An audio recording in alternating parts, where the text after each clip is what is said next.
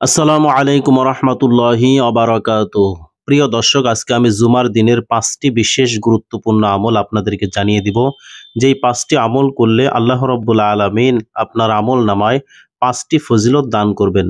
প্রিয় দর্শক, জুমার দিনের সেই 5টি আমলের মধ্যে প্রথম যে আমলটি হচ্ছে, জুমার দিনে এই আমলটি করলে মাত্র 6 মিনিটের আমলে 1 লাখ গুনাহ মাফ হবে। প্রিয় দর্শক, আপনি 6 মিনিটে নিম্নলিখিত বাক্যটি 100 বার পড়তে পারেন। বাক্যটি যদি আপনি প্রতি জুমার দিন পাবন্দির সাথে গভীর মনোযোগের সাথে আন্তরিকতার সাথে পাঠ করেন, তাহলে নিম্নলিখিত পরিমাণ গুনাহ মাফ হয়ে যাবে। বাক্যটি হলো এই: সুবহানাল্লাহিল আযীম ওয়া বিহামদিহি। বাংলা উচ্চারণও দেওয়া আছে, যারা আরবি পারেন না বাংলা উচ্চারণ দেখে আমল করতে পারেন। বাংলা উচ্চারণ: সুবহানাল্লাহিল আযীম ওয়া বিহামদিহি। প্রিয় দর্শক, উক্ত আমলটি যদি আপনি এক জুমায় করেন বা 1 বছর পর্যন্ত করেন বা বছরের পর বছর এভাবে করতে থাকেন, কি পরিমাণ নেক আপনি পাবেন একটু এই ছকের মাধ্যমে খেয়াল করুন। প্রিয় দর্শক, 1 জুমায় 100 বার উক্ত দোয়াটি পড়ার ফলে, অর্থাৎ সুবহানাল্লাহিল আযীম ওয়া বিহামদিহি, এটি 1 জুমায় 100 বার পড়ার ফলে 1 লাখ গুনাহ মাফ হবে। 1 বছরে 12টি মাস, তাহলে 1 বছরে প্রতি জুমায় 100 বার পড়ার ফলে 1 বছরে 54টি জুমা আসে। তাহলে 54 গুণন 1 লক্ষ সমান 54 লক্ষ গুনাহ মাফ হবে। 25 বছর এভাবে আমল করলে 25 গুণন 54 লক্ষ সমান 13 কোটি 50 লক্ষ গুনাহ মাফ হবে।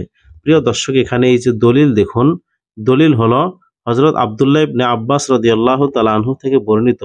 প্রিয় নবী সাল্লাল্লাহু আলাইহি ওয়াসাল্লাম বলেছেন, যে ব্যক্তি জুমার নামাজ থেকে অবসর হয়ে, অর্থাৎ জুমার নামাজ আদায় করার পরে আপনি নামাজের মুসল্লায় বসা অবস্থায় এই দোয়াটি 100 বার পড়বেন: সুবহানাল্লাহিল আযীম ওয়া বিহামদিহি, সুবহানাল্লাহিল আযীম ওয়া বিহামদিহি। এই বাক্যটি 100 বার পাঠ করার ফলে আল্লাহ তাআলা তার নিজের 1 লাখ গুনাহ আর তার পিতামাতার 24,000 গুনাহ মাফ করে দেন। সুবহানাল্লাহ। প্রিয় দর্শক, এরপরের আমলটি হচ্ছে মাত্র 10 সেকেন্ড আমল করলে আল্লাহ রাব্বুল আলামিন জাহান্নাম থেকে আপনাকে হেফাজত করবেন।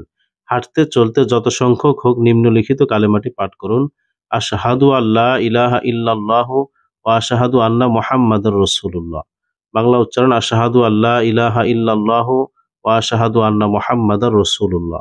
অর্থ: আমি সাক্ষ্য দিচ্ছি আল্লাহ ব্যতীত কোনো ইলাহ নেই, আরো সাক্ষ্য দিচ্ছি যে মুহাম্মদ সাল্লাল্লাহু আলাইহি ওয়াসাল্লাম আল্লাহ পাকের বান্দা এবং তার রসুল।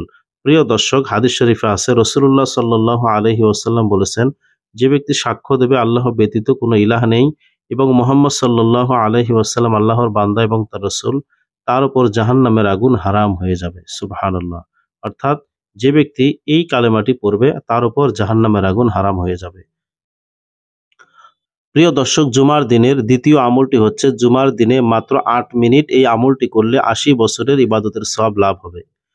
হযরত আবু হুরায়রা রাদিয়াল্লাহু তাআলা আনহু থেকে বর্ণিত এক হাদিসে আছে, যে ব্যক্তি জুমার দিন আসরের নামাজ আদায় করার পরে আপন জায়গা থেকে উঠবার আগে, অর্থাৎ আসরের নামাজ আদায় করার পরে ওই বসা অবস্থায় 80 বার নিম্নলিখিত দরুদ শরীফটি পাঠ করবে, এই দরুদ শরীফটি, তাহলে তার 80 বছরের গুনাহ মাফ হয়ে যাবে। সুবহানাল্লাহ।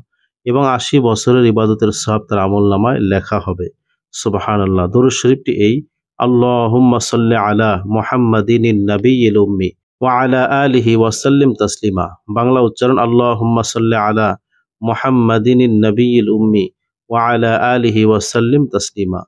যদি রমজান মাসে এই দরুদ শরীফটি কেউ 80 বার পড়ে, তাহলে উল্লেখিত হিসাব অনুযায়ী 80 বছরের পরিবর্তে 5600 বছরের ইবাদতের সওয়াব পাওয়া যাবে এবং তত বছরের গুনাহ মাফ হয়ে যাবে। অর্থাৎ কেউ যদি এত বছর জীবিত থাকতো আর এই জীবনে সে গুনাহ করতো, তাহলে গোটা জীবনের সমস্ত গুনাহ মাফ হয়ে যাবে। সুবহানাল্লাহ।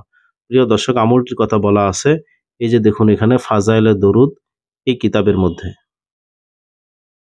সুপ্রিয় দর্শক মণ্ডলী, জুমার দিনের 3 নম্বর আমলটি হচ্ছে, যে আমলটি করলে সকল প্রকার অনিষ্ট বিপদ আপদ থেকে আপনি হেফাজত থাকবেন।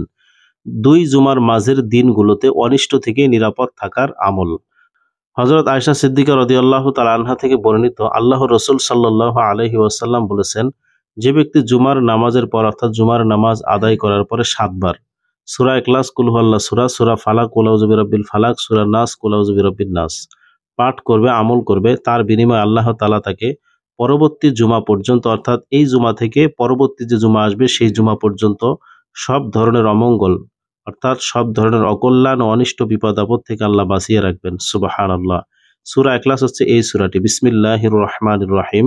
কুল হুয়াল্লাহু আহাদ, আল্লাহুস সামাদ, লাম ইয়ালিদ ওয়ালাম ইউলাদ ওয়ালাম ইয়াকুল লাহু কুফুয়ান আহাদ।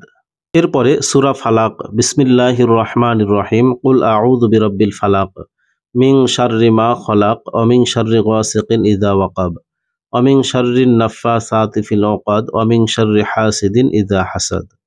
এরপরে সূরা নাস, বিসমিল্লাহির রহমানির রহিম, কুল আউযু বিরাব্বিন নাস, মালিকিন নাস, ইলাহিন নাস, মিন শাররিল ওয়াসওয়াসিল খান্নাস, আল্লাযী ইউওয়াসউিসু ফি সুদুরিন নাস মিনাল জিন্নাতি ওয়ান নাস। জুমার দিনের ৪ নম্বর আমলটি হচ্ছে আল বাসিরু, অর্থ হচ্ছে সর্বদর্শী। আল বাসিরু আল্লাহ রাব্বুল আলামিনের একটি গুণবাচক নাম। যে ব্যক্তি জুমার নামাজের পরে ১০০ বার করে ইয়া বাসিরু পাঠ করবে, ইনশাআল্লাহ আল্লাহ তাআলা তার দৃষ্টিশক্তি বৃদ্ধি করবেন এবং তার দিলে ঈমানের আলো দান করবেন। এই পবিত্র নামটির ১১,০০০ বার জিকির করে চক্ষু রোগীর উভয় চোখে দম করলে তাহলে তার দ্বারা দৃষ্টিশক্তি প্রখর হবে, চক্ষু হতে পানি পড়াও বন্ধ হবে। সুবহানাল্লাহ। প্রিয় দর্শক, এখানে আরো একটা ফজিলত লেখা আছে।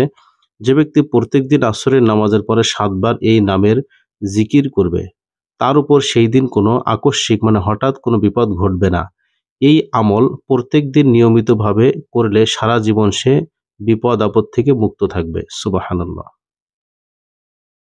জুমার দিনের ৫ নম্বর আমলটি হচ্ছে আল বারিউ, অর্থ হচ্ছে সৃজনকারী।